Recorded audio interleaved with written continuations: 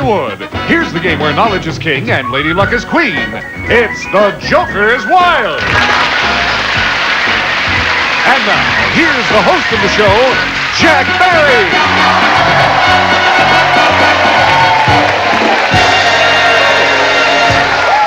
Thank you very much. And a most cordial welcome once again to the Joker's Wild. Those of you who have been watching the Joker's Wild for the past couple of weeks have seen a rather extraordinary thing happen. Never happened before on our program, as a matter of fact. One gentleman has won more money than anybody in the history of this program. This was happy news for all of us, including the gentleman whom you'll meet in just a moment. But it also presented a couple of problems, because as most of you know who watch television, network shows have a limit, the amount of money that contestants can win. Well, we used to be a network show, but currently we're not a network show. At the same time, we're on some network stations. And so we've been in constant dialogue, as has the contestant, with what we're allowed to do and what we're not allowed to do. We finally have reached a decision, or at least the decision has been made for us, and we'll give you that decision in just a moment. So, Charlie O'Donnell, would you introduce our current and top champion? Our champion, whose winnings in cash and prizes total $66,200, is the biggest winner in the history of the Joker's Wild. He's a clinical psychologist who enjoys reading, running, and traveling, Joe Dunn.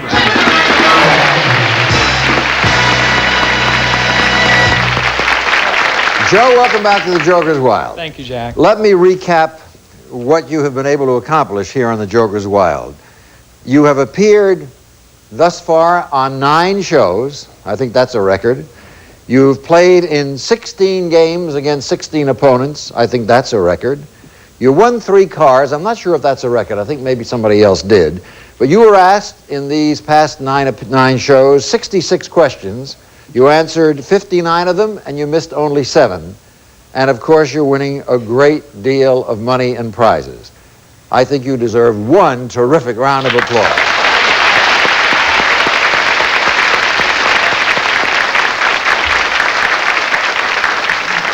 And as you know, backstage has been a continuing dialogue between us and the networks as to what we do about this situation, because we're neither fish nor fowl, and you are a very special person here on the Joker's Wild.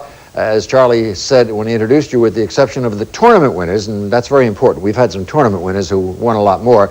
Joe has won more cash and prizes than any other player in the history of the show, and that's truly an amazing accomplishment. Now, as you know, Joe, as we've explained to you, as you know full well, there is this amount that they can win on network shows, and we have an amount that you can win on our show. Well, for the past couple of seasons, the Joker's Wild has been broadcast on some network stations, and so this show is subject to those rules and regulations as set by whatever network we're on. Now, up to this point, the limit for this show had been $35,000, and you knew that when we got to that point, and we told you about it, and we didn't know just what to do, so we have been talking to the network and asking them to raise the limit. And I'm happy to say, for your sake and for ours, we didn't know what the new limit would be, Joe, but you agreed to keep on playing beyond the $35,000 limit, with the understanding that if you won anything beyond that new limit, that you'd donate it to a charity designated by you, correct? That's true. Well, happily for you, the network has upped the limit, not as far as maybe you would have liked or I would have liked, but I think at a very, very fairly. They've upped the limit so that you can take home for yourself $50,000, okay?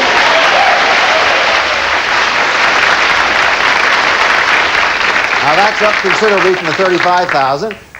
Now, you're going to keep that $50,000. That's yours. And there is a remaining $16,200, which you went over, and we knew you were going to go over.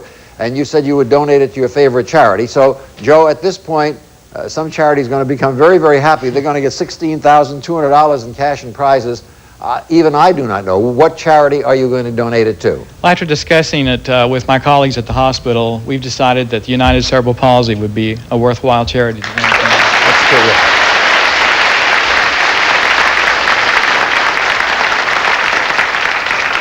They will be delighted, and I think that's a marvelous gesture on your part. Joe, so you do become the first person on our program in all the years and years and years that we've been on television.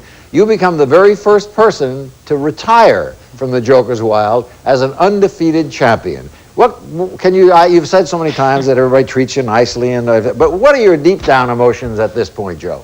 this may sound really hokey, but I grew up in Oklahoma, and I can remember sitting in front of the TV watching all the time I was growing up, never thinking that I would ever be really able to do this. So it's seemed real unreal so far until I see myself on TV, perhaps. So all I can say is I really appreciate the support everybody at the hospital has given me, everybody here, and I'm really happy and pleased to be ending this way. Well, you ended on a high note. Now, you may be back sometime if we have one of our tournaments, which we have periodically. We always bring back the top winners. No doubt that you will be there because you are the very, very top winner we've ever had. I am delighted to say that you leave our program undefeated champion, and for yourself, you take home with you in cash and prizes, with our best wishes and total congratulations, $50,000. Good luck, Joe. We'll be back with 2 new players in just a moment.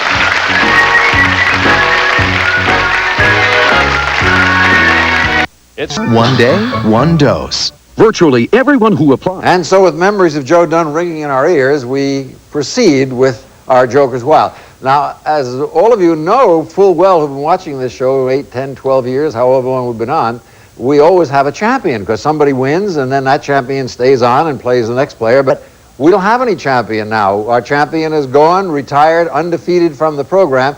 So what we did is backstage for the next 2 players, flip the coin. And the person who won becomes the champion, just kind of because we have no other way to do it. So, Charlie O'Donnell, would you introduce the new champion and the challenger? She's a homemaker and former singing waitress who enjoys swimming, painting, and opera, Natalia Monjoy. And her opponent, he's a production coordinator for trade shows, and his hobbies are camping and skydiving, Joseph Hudgens.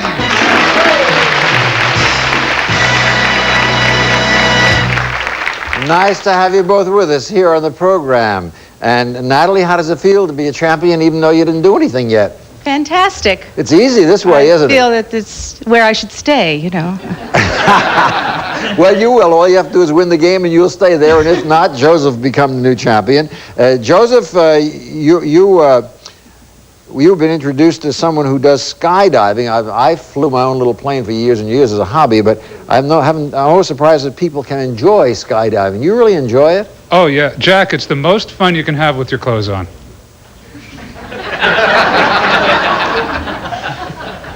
I wouldn't touch that answer with a 10-foot pole. What is the best part of skydiving for you, Joe?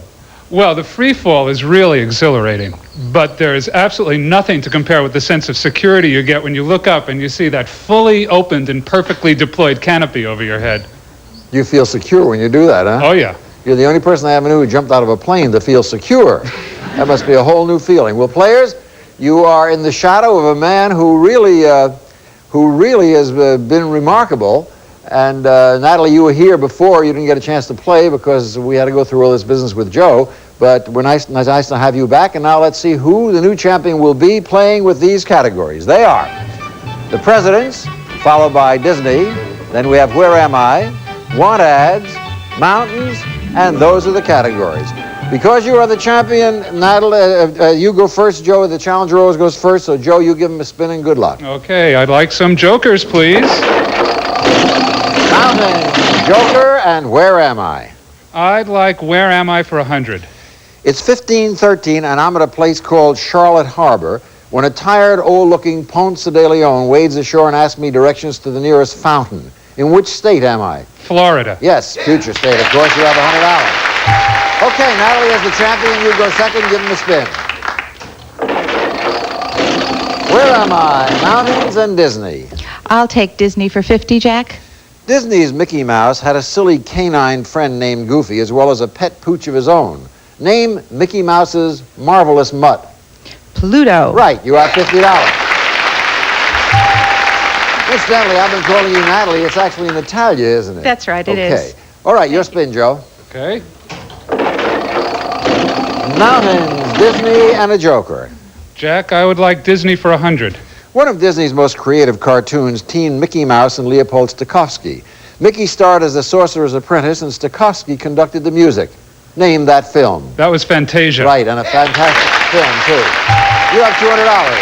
Natalia. Joker, Joker!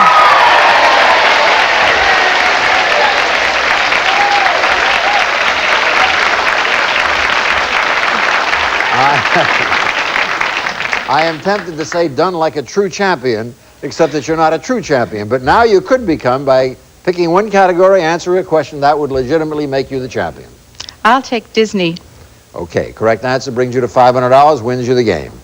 Listen to this scene from a Disney film. Tinkerbell sprinkles 3 children with pixie dust, and they take off to the second star to the right and straight on until morning. For $500 and the championship, name the film. Peter Pan. You win and you are the champion.